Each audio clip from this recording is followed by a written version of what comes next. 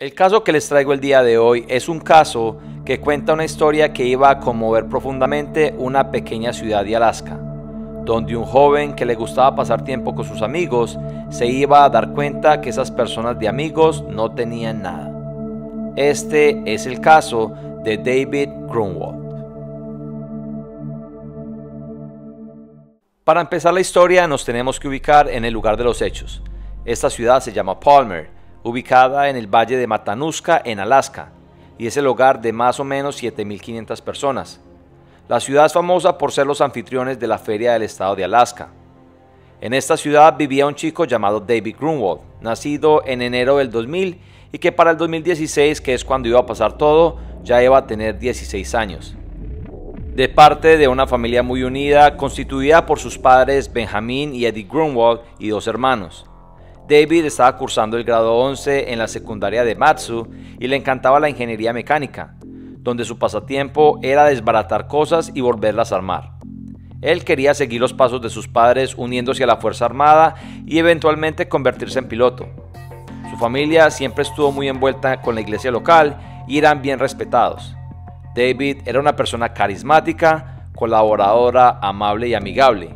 Y en ese entonces tenía una novia llamada Victoria Mukelki. El 13 de noviembre del 2016, David y Victoria estaban pasando el rato y haciendo unas tareas en la casa de David. Alrededor de las 6 de la tarde, David le dijo a sus padres que iba a llevar a su novia a la casa, que solo le iba a tomar unos 10 minutos en ir y volver. Él le diría a sus padres que los amaba y cerró la puerta que él nunca más volvería a abrir. Él llevaría a su novia hasta la casa de ella y después de eso llamó a sus padres a decirles que se iba a demorar un poquito más porque iba a parar en la casa de unos amigos, que solamente iba a saludarlos y que iba a hacer algo rápido. David tenía que estar normalmente en la casa a las 9 de la noche, esa era su hora máxima permitida. Sin embargo, él nunca llegó. Sus padres, al ver que no los llamaba y no escuchaban nada de él, se empezaron a preocupar ya que él no era así. Siempre avisaba dónde iba a estar. Así que llamaron a su novia Victoria, la cual les dijo que sí, que él la había dejado en su casa sin problema alguno. Después ellos llamaron al amigo al que supuestamente David iba a ir a visitar, el cual dijo que David nunca llegó y que no había estado allá. Después de esto sus padres empezaron a manejar alrededor de la ciudad para ver si veían su carro, llamando a su celular pero no había respuesta alguna. Así que llamaron a la policía y lo reportaron como desaparecido. Su descripción y su carro fueron mostrados públicamente con la esperanza de encontrarlo. El 14 de noviembre, justo al otro día, se encontró algo. No era David, pero era su carro, una Ford Bronco, que no brindaba muy buenas señales, ya que había sido completamente incinerada, la cual había sido abandonada a 20 millas de la casa de Victoria en las afueras de una carretera en la mitad de la nada. David is 16. He'll turn 17 in January. His family is desperate for any information about where their son might be. He's been gone since Sunday night. Along a bumpy, icy road on North Solitude. The more time goes by, At the end of the road the less likely things are going to be positive. is the burned-up Bronco that belongs to David Grunwald. He's 16. Just a teenager who disappeared Sunday night. David drove his girlfriend home to the Butte and told his mom he'd be late getting home. And I said, well, then let's plan on 9:20. That gives you a little bit of time, and that way you'll know when to be home. And so he said, okay, sounds good, thanks. And then I never heard from him again. No texts, no calls. By 11:30 that night, they called the state troopers. A day later, David's Bronco was found like this. In Alaska, usually when they find burn-up vehicles like that, there's sometimes not good news. There was no sign of David. Praying that he's either okay or he will be okay, but we're both extremely fearful that there's been foul play because there's nothing so far. This shouldn't happen to anybody. This is, I've never felt anything like this before. David's a good kid.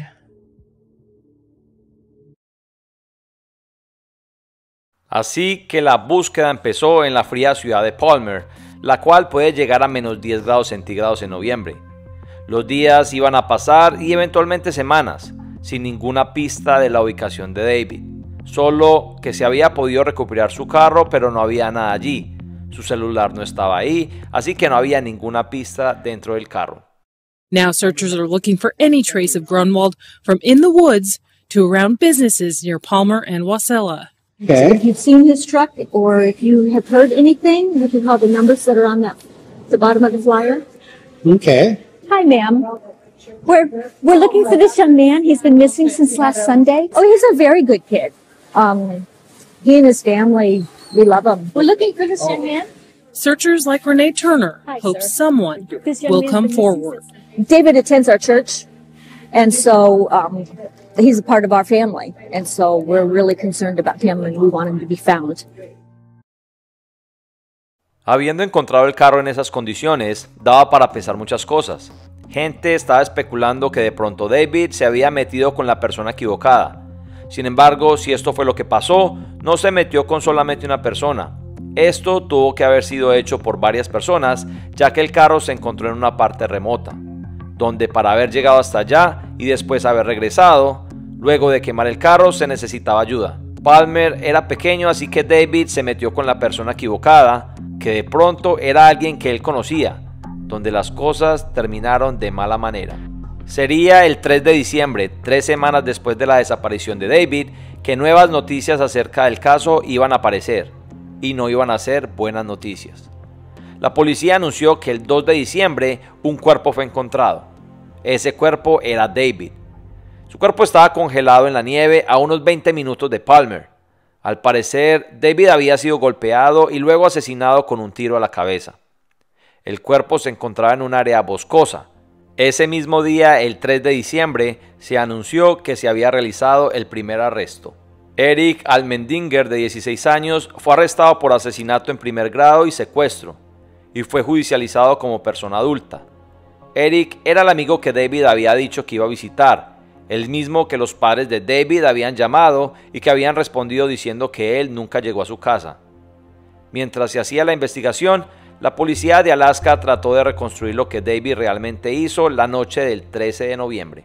Cuando David desapareció, la policía fue a hablar con su padre Benjamin, el cual le dijo que probablemente David había ido a Anchorage con Eric, una ciudad cercana a 50 minutos de Palmer, y que de pronto ellos habían manejado hasta allá esa noche y allá era donde podía estar.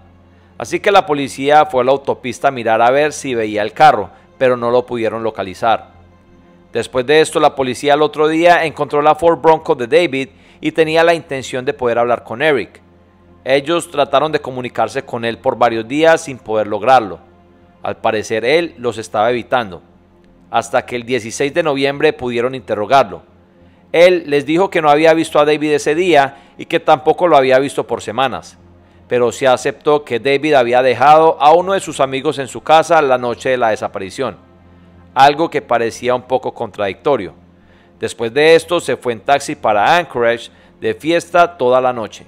A la policía esta declaración le pareció un poco vaga y contradictoria, y más cuando determinaron que todo lo que había dicho Eric era mentira. La policía no pudo confirmar nada de la declaración, así que una orden de registro fue establecida, donde la tablet de Eric fue decomisada. Usando la localización pudieron confirmar que Eric estuvo en el mismo lugar donde la Bronco fue encontrada incinerada, encontrando a la misma vez una foto un poco comprometedora. Eric inmediatamente fue arrestado y llevado a una sala de interrogatorio acompañado por sus padres y su abuela. Through the investigation, which is now we're looking at 2.5 weeks old. Okay. Throughout the investigation, we had a pool of people we were looking at as potential suspects, and that pool through our investigation was narrowed. Now, one of the people left in that pool was Eric. There are other people. I'm not going to tell you who, but I'm going to tell you there are other people left in that pool. This, like I said already, isn't the first meeting with parents I've had today or even this week. So, moving along. The first interview I did with Eric, he told me that he was in Anchorage. Right, because that's what he told me. He told you the same thing. Your son was smoking weed and drinking with David Grunwald in your trailer. It's parked outside your house. And during that, something happened. I can't tell you what. Only Eric knows what. I can't believe my son would be a part of it. Of all things. We want to know why. Why? What did he have that you wanted? Nothing. Then why? Somebody. Didn't I just tell you I didn't have anything to do with this? Eric, you need to stop this. This is enough. You fancy yourself smarter than everybody else. You're beat. You've lost. The opportunity now sits in front of you to take advantage of the chance to come clean, take responsibility for your portion, move on with life. You're 16 years old. You got your whole life ahead of you. Just please. If you were in that trailer, who was in that trailer? Your grandma, he was in the trailer. It was him. I want to hear what he said. He's going to lie to you if he tells me he's not in the trailer. He can't leave. Alright, so I'll get into the part of the story. You're going straight to jail from here. Let me just lay it out for you. Okay? Because clearly you still think that somehow by lying you can get out of this. That part is over. You are bought and paid for. It's a done deal. You are not the first person to sit in that chair. I'm gonna let that marinate for just a second. You think for 1 second that your friends who are involved in this and who have knowledge of this, you think that Devin, Dominic, Bradley Renfro, you think that any of those guys are going to sit there and take a call for you? No. Zero chance. You are, listen to me, you right now, you're barking at the door of trying to convince me that you had nothing to do with this when you are all over this investigation. La primera versión de lo sucedido fue la siguiente. Esa noche del 13 de noviembre, David fue a la casa de Eric y en compañía de otro joven llamado Dominic Johnson, estaban pasando el rato en un tráiler que estaba ubicado en la parte trasera de la casa de Eric. Ellos estaban fumando marihuana y comiendo sándwiches. Al parecer todo comenzó cuando David se fumó toda la marihuana y Eric y Dominic, enfurecidos, empezaron a golpearlo fuertemente y a pegarle con la cacha de una pistola por un largo rato en el tráiler. Después de eso forzaron a David a montarse en su camioneta Bronco y lo hicieron manejar a un área remota. Luego caminaron hacia el bosque mientras David suplicaba por su vida. Sin importar esto, lo ejecutaron en el lugar con un disparo a la cabeza. Luego estos dos volvieron a la Ford Bronco, la manejaron al lugar donde fue encontrada y la incineraron. Después cogieron un taxi hasta la casa de Eric, donde los dos se encargaron de limpiar el tráiler con límpido y quemando una alfombra. Por último, se irían a la casa de otro amigo a pasar el rato allá. Eric finalmente iba a confesar y también iba a nombrar a los que estuvieron relacionados con el crimen. You're caught. Yes, oh, now you're caught. Now, write down. It's over. It's over. You need to start taking a deep breath and thinking you're not the badass that you think you are, and that's okay. You don't need to be, brother. Neither is Devin, neither is Dominic, neither is Bradley, neither is Alyssa, neither is anybody else that we've talked to, and we've talked about a billion people. I'm just naming a few names. Okay? You told me that he sat there and smoked all my weed, and Dominic didn't like it. La historia de Eric seguía cambiando. Al principio, él había dicho que Dominic fue el que apretó el gatillo para matar a David. Después que fue él el que apretó el gatillo. Y después que había sido alguien más el que había matado a David. Asimismo, nunca demostró remordimiento alguno relacionado con lo sucedido. Solo tuvo una pequeña reacción cuando la policía le mencionó que ya había hablado con sus amigos y que ellos ya habían confesado todo.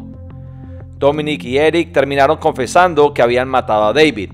Es más, Dominic fue el que llevó a la policía al lugar donde el cuerpo fue encontrado tirado. También cuando la policía fue al tráiler, recogió evidencia escalofriante de la paliza que le habían dado a David.